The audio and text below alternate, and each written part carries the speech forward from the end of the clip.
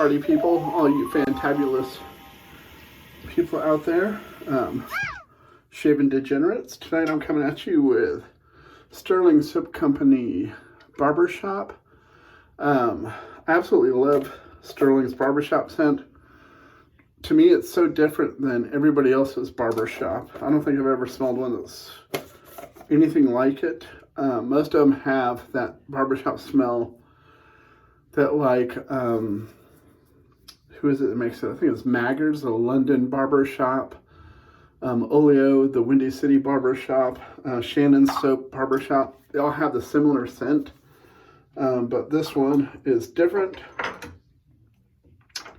I like it so much that I have the balm, and also have this splash.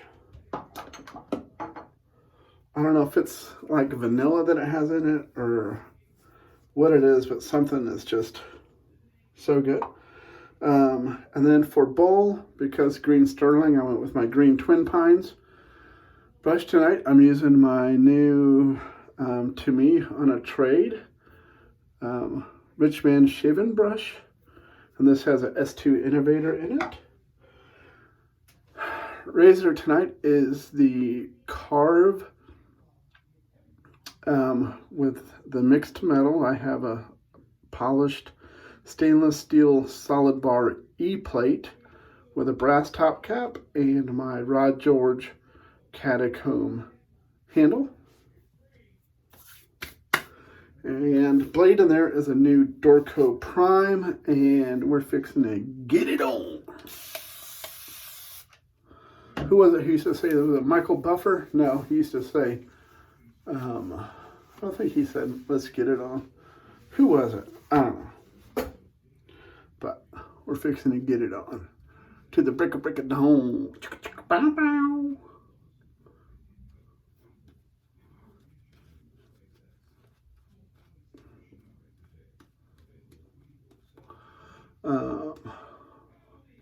I think the lather police will be satisfied with the lather that I have whipped up tonight. I've gotten a whole lot better at making a really consistent lather with Badger.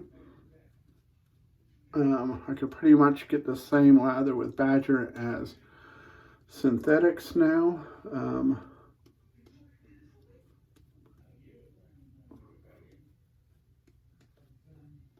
It's just Badger.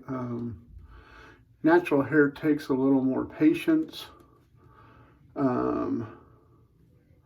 whereas synthetic, it whips it up faster, but I guess that could be important to some, but to me, me creating the lather is what I really enjoy. I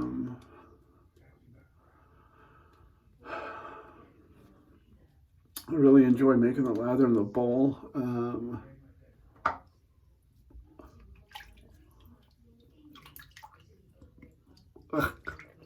Tastes awful, just like all shave soap.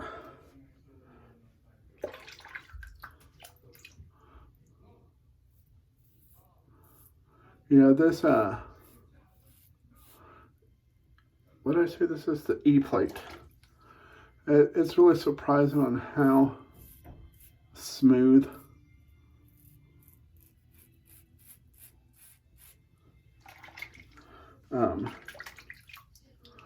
these plates are, even with the higher gaps.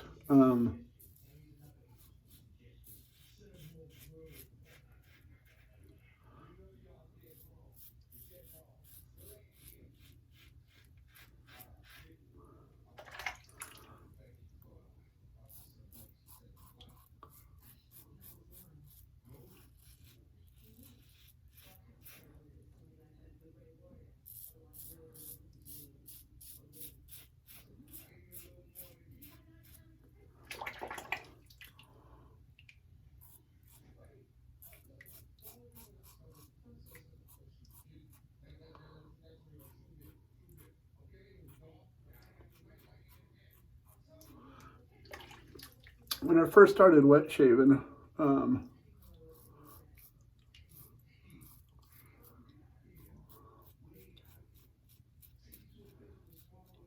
Well, let me rephrase that. When I first started falling down the rabbit hole,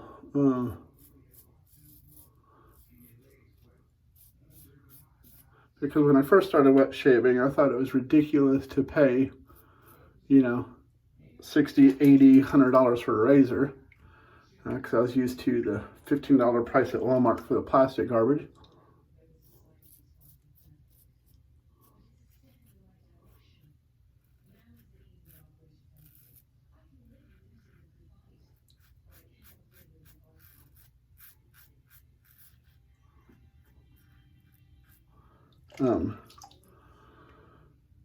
And I had gotten a Karve, and I was so new to the hobby.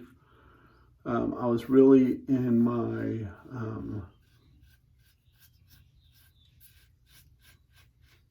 I didn't know what I liked as far as feel on my face. It was all just so new.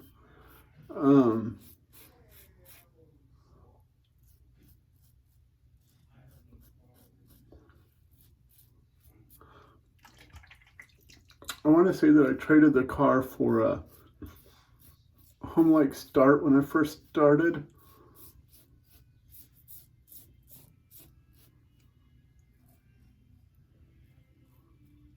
And I really enjoyed the start for the longest time. And then it was time to move on to try something different. At the time, I couldn't see the reason to have, 25 razors at one time.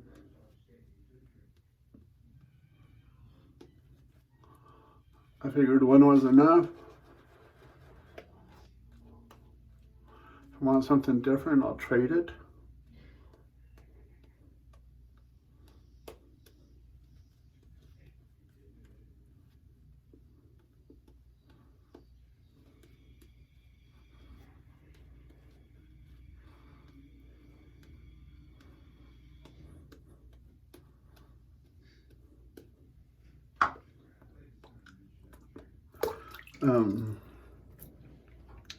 And I got rid of it, and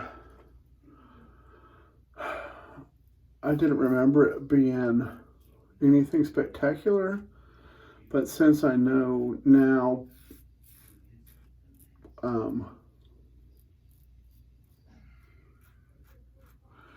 at the time I had remembered it being just a mediocre razor, like the Rockwell. I don't care if it's a 6C, 6S, 6 whatever. To me, it's just a mediocre razor, in my opinion.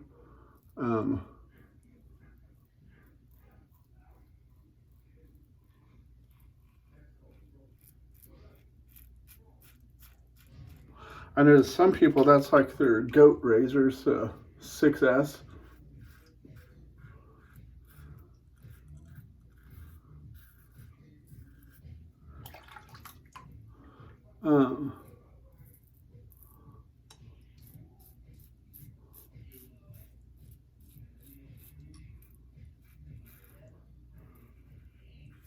I don't know. To me, it was never that impressive. I have a 6C, which from my understanding, the only difference between the 6C and the 6S is the 6S is made out of stainless steel.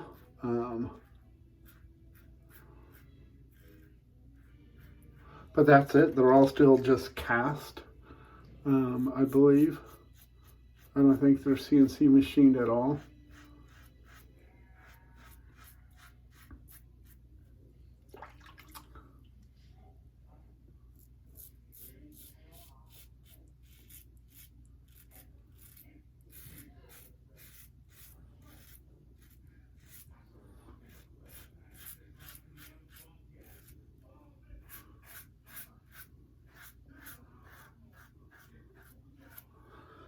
And to me, the blade clamping and all that on the Rockwell was just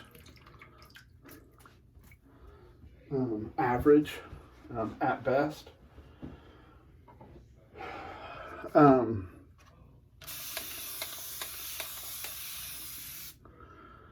But the blade clamping on this is phenomenal. I love the way it's just so smooth. You don't feel a lot of vibration. There's not a lot of chattering. Of course, you hear the whiskers being cut, but there's not a lot of chattering. And that right there that you're seeing, my geyser, or we'll call it a fruit gusher, at the start of the shave was a whitehead.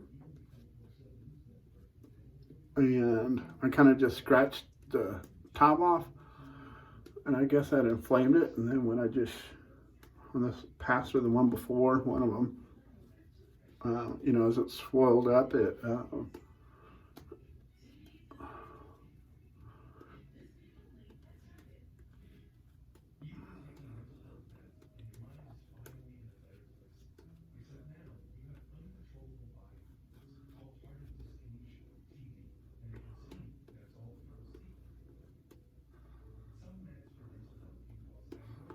I kind of see some of these razors as when it comes to pimples and stuff on your face. It's kind of like when you see the grader on the freeway, as they're repaving the roads, and that grader will come through and it'll push asphalt or whatever out to make it a nice flat surface, or whatever the angle they're grading at, so that water runs off and you don't have all the puddling and hydroplaning. As you get into your bigger gaps, that's what they do. They grade, and as you have a pimple or something, it grades it right off there. Most of the time you don't even feel it or notice it until you see the blood.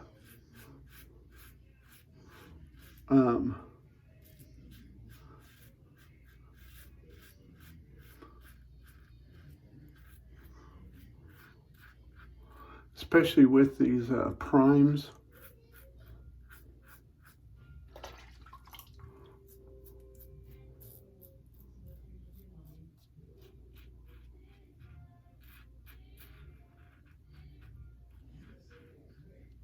To me, the Dorco primes are one of the best blades out there.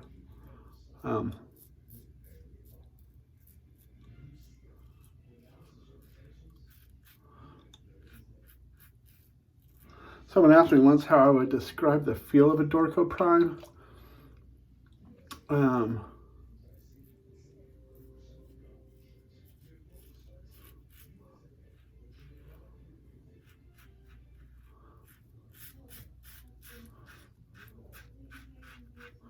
To me, they're kind of like a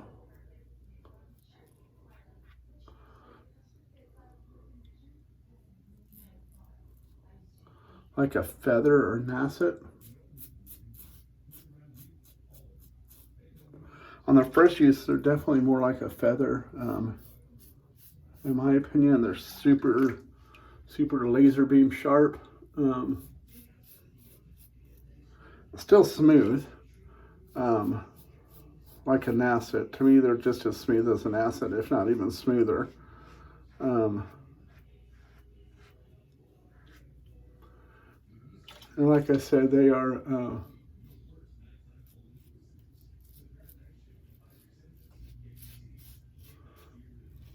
sharp as a feather.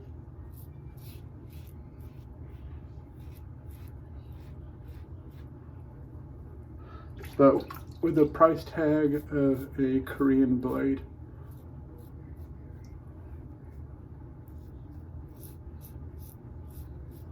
And sometimes if you watch eBay, usually you can find this for about $6.99 for 100. Sometimes they'll be $8.99 or something with free shipping on eBay. Every now and then you can find 1,000 where they'll be selling 1,000 pack, or I've seen 500 packs, and they usually go for a little bit less than whatever if they're selling for, say, $6.99 for 100, Instead of being $69 for 1,000, they might be selling them for $60 for 1,000. You might say, why do I need 1,000 blades? Well, I say, why not? You know, people want to say, you know, well, I got 8 shaves out of a blade. Why would you want to get 8 shaves out of a blade? As cheap as they are, get 2, 3 excellent shaves and pitch it, move on to a new one. Why push your blade to the point of where you might get an uncomfortable shave? You know, it's just my opinion right there. But let me get all this cleaned up and all right, people, we are back. Let's go over what we used tonight. Tonight we used the Karve with the stainless steel E-plate that I have mirror polished with a brass top cap and the Rod George catacomb handle. Twin Pines wood turning the deep dish pizza bowl here, green. We used the RichMan brush with a S2 innovator, I believe, S2 innovator. And then after the shave, warm water, cold water, witch hazel. I didn't do my goopity goop tonight, my hyaluronic acid and all that, because I put on some other stuff earlier. But then we used Stirling Barbershop, such a fantastic, absolute beast of a scent. And I do believe that Stirling just now got this back in stock. They've been having problems sourcing the fragrance oils to make this scent. And then we have this Bushity Splash and the Bibbidi Ball. So we are gonna, let's go balm first. I normally go splash and then balm over, but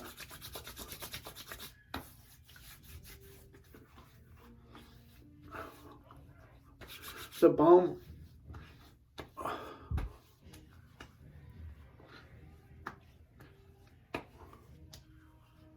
yeah, I don't know what that is in there. It's almost a vanilla, but it's just phenomenal.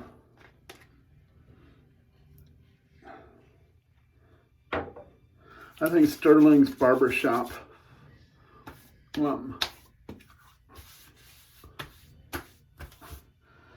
may be my favorite barbershop scent. I know in its scent it is, but in the scent of other barbershops, there's so many of them out there that are exactly alike. I think 345 Soap Fresh Cut Fade is probably my favorite in that genre, but Stirling hands down has this one. Nothing compares to it. But that's it for the shave. Tomorrow's razor, we will be exploring the timeless aluminum. I'm debating whether I want to spend the time hand sanding this with like 3000 grit to get this iodide, the coating off, and then polishing it like I did my other one. It definitely makes it glide so much better, but I don't know if I want to deal with the hassle of it, because getting that coating off is a royal pain in the wuzzle. But tomorrow we'll be using that. What soap, I don't know. And I don't know what brush, because I don't know what soap. And because of that, I don't even know what bowl. We just know what razor. And tomorrow I'll probably use second use on that Dorco Prime. And bing, bang, boom. That's about it, folks. We'll catch you on the flip side. And until then, take care, be safe, and God bless you.